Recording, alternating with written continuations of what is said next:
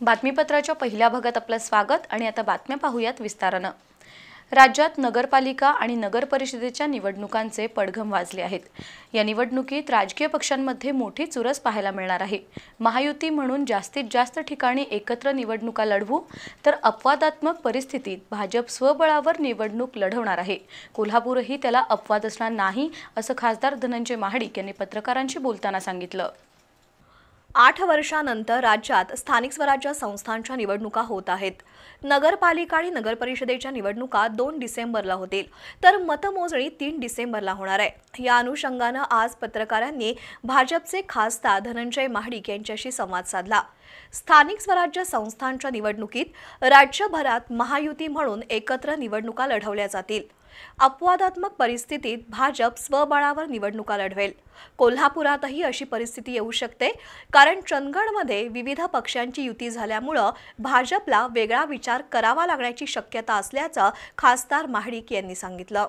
स्थानिक ठिकाणी काही अडचणी असतात, स्थानिक नागरिकांच्या किंवा आमचे पदाधिकारी असतात, त्यांचं मनोमिलन होणं काही ठिकाणी कठीण असतं। त्यामुळे चंदगडमध्ये मला वाटते दोन्ही राष्ट्रवादी एकत्र महाराष्ट्रात पहिल्यांदा तिथं आलेले आहेत। त्यामुळं निश्चितच स्वाभाविकपणानं आमचे भारतीय जनता पार्टीचे आमचे ते असणारे आमदार शिवाजीराव पाटील यांच्यापेक्षा नाराज झालेले आहेत। परंतु आम्ही तिथं आता चांगल्या पद्धतीची बांधणी करून चंदगडमध्ये आमचाच नगराध्यक्ष होईल आणि आमचे संपूर्ण पॅनल निवडून येईल याचा मला विश्वास आहे।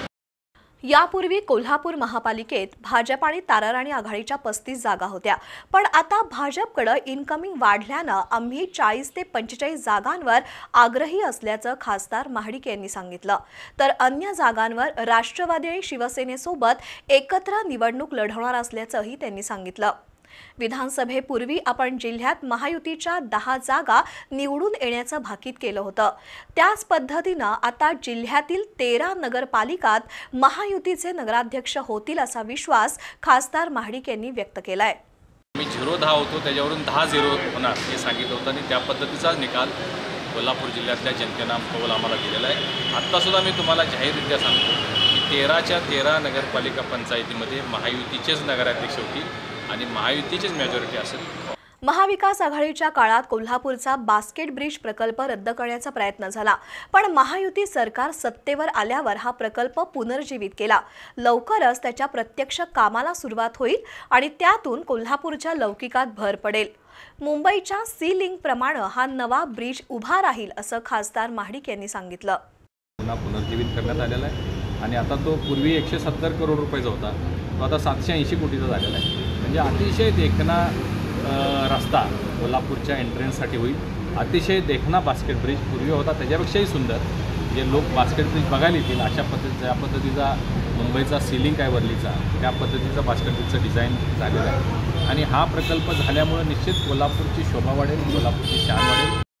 हिंस्र प्राणी शहरात येणार नाहीत यासाठी वनविभागानं तातडीनं पावलं उचलणं गरजेचं असल्याचं खासदार महाडिक यांनी सांगितलं।